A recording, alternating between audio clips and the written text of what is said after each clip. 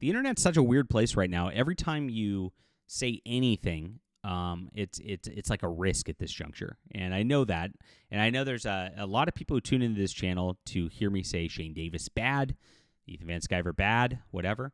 But the real truth of the global situation is everybody that comes out of Marvel and DC Comics is a giant baby who like never made it out of high school and is just whining about everything. And in this instance, Shane Davis was 100% right. And yes, I'm going to say it right here. He was 100% right. And Scott Snyder is acting like a little baby, not being able to take criticism over his Absolute Batman crap designs that have been, by the way, everything about the Absolute Universe, this #1 best-selling DC comic, the designs are horrible. All of it.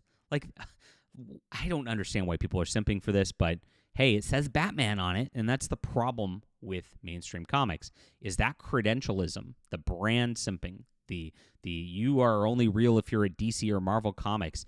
That's all been a corporate psyop to get everybody just buying their stuff in comics and to squeeze everybody else out of the industry. That's been going on for decades. And that's exactly the main problem that's gone on here. That's why you've got such a group of just like totally inept weirdos at these companies, or formerly at these companies, causing problems all the time. That's why we need to build something different for the comic book industry, and that's what we're doing right here. So please hit the like and subscribe button.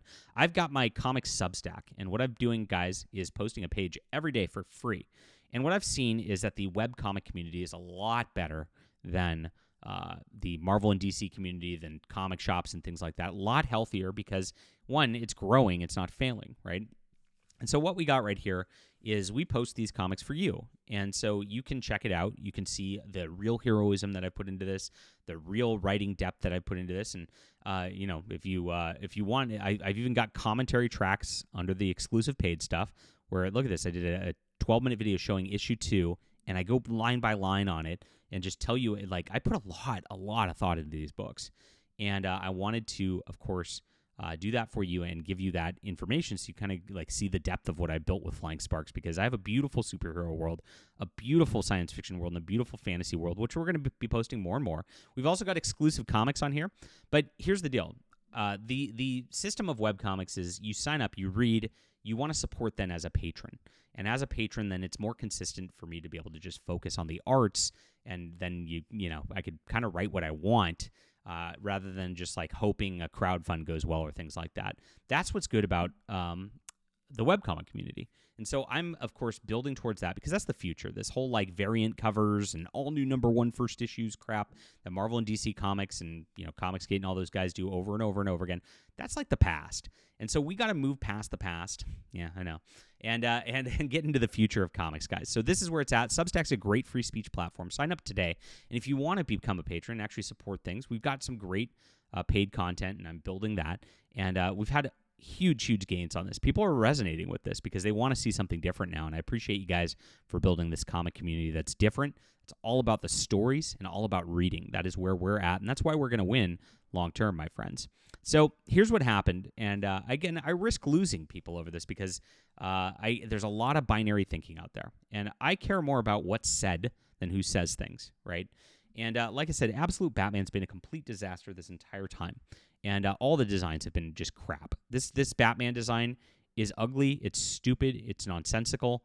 It is laughable that this is the top-selling comic in comics right now. It is really actually pathetic and just shows how bad mainstream comics has gotten, that this is what people flock to. It's like, what? This is bad just by itself. Of course, in this, they turned Barbara Gordon black, and everybody was just like, they ignored it. All the DC Comics simps ignored the fact that they did the same woke crap over and over and over again. Then Bane came out, absolute Bane, with his tiny little head, and an absolutely stupid thing. Graham Nolan, who designed it, said, as designer and co-creator of Bane, this is a terrible abomination on this. He was asked about if the head was part of the problem. He says, we can start there. And then last week, Scott Snyder now revealed Absolute Catwoman. Very weird stuff right here. Chuck Dixon, who wrote Catwoman for years, did a great run on Catwoman. Do you guys remember that? Have you read that? Leave a comment down below. Absolute Catwoman, who wants this? It looks like Mysterio is like going through a transgender surgery or something, right? I mean, that's what's going on. Very weird. And then Shane Davis, also correct. It's probably a dude. And if you look at just like the design of this, it like very like I mean, you got a very straight line torso that looks very masculine. You don't have much in the chest area. It looks like like I said, a transgender dude. And some like big broad shoulders. And so that does. It looks like a dude. He's right, 100%. Right. And again, design's just atrocious. It looks terrible. Nobody in their right minds would go, yes, this is what I wanted out of Catwoman, right? And so he actually got Scott Snyder DMing him, and he actually talked about it on his deal here. And Scott Snyder got mad about this. LOL, you're sad. Look at this. This is the level of intellect and the level of immaturity of the comic book industry. Now, Shane Davis is no better. He acts just like this. Whenever he gets any criticism whatsoever, he's just the same thing. And, Shane has his own problems, goes ballistic on other creators at conventions, has a little bit of a drinking problem, it seems like, that he goes online with things like that. And so it's the same sort of thing. These people in the comic book industry, and they're both from DC Comics, who do they hire? They hire weirdos, right? And, like, Scott Snyder's really mad. The weirdest part about this is he's not quote tweeting Scott Snyder. Scott Snyder literally is either following Shane Davis's feed or is just like looking up people's reactions to this deal. And he's the writer. He's not even but why is that sad? He just called it out and he's correct about this, right? And this is just the thin skin that none of these people can take any sort of criticism whatsoever. When they come from Marvel and DC, they get sheltered into these environments. And this is what I think. This is why I think they're all just like nuts. Is they all just like sit and like stare at their little artboards or computers for like hours and hours on end, and they get they slog for $100 a page, which is like $100 a day, maybe less. And they do this for hours and hours and hours, isolated and disconnected from humanity, right? And then they go to conventions, and these people like slobber over them like they're rock stars. So they're like, and that's the only time they ever get out. And so they go from like zero to like being worshipped because they work. You drew Batman's penis. Wow, you're amazing. Wow. It's like that's what they do. That's it. And it's like none of them create anything really because this is just living off the Batman brand. And yet they get treated again like they're some sort of artistic heroes for being glorified draftsmen, right?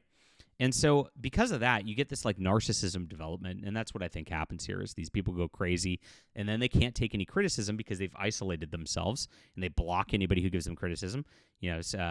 Scott Snyder and they go hide on Blue Sky or whatever. Shane Davis blocks me because I give criticism to Comicsgate. These guys are all just like they are the most thin-skinned weirdos out there, and it is the case. And in this instance, like I said, Shane Davis happens to be 100% correct. Catwoman looks like a dude. And Scott Snyder is being a thin-skinned loser about this whole situation right here.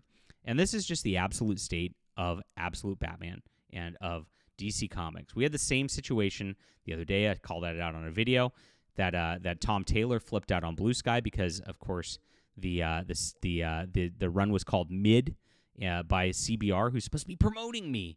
And you're not allowed to do that. They want this culture of toxic positivity around them all the time. And that's why none of these people actually write or make good comics at this point anymore.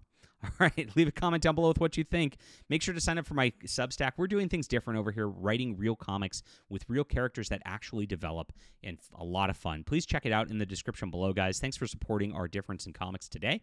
And yes, we're moving right along. I love how this is growing, and I appreciate your readership, my friends. And yes, join our community. We'll be here. Love to hear from you. We'll be back soon.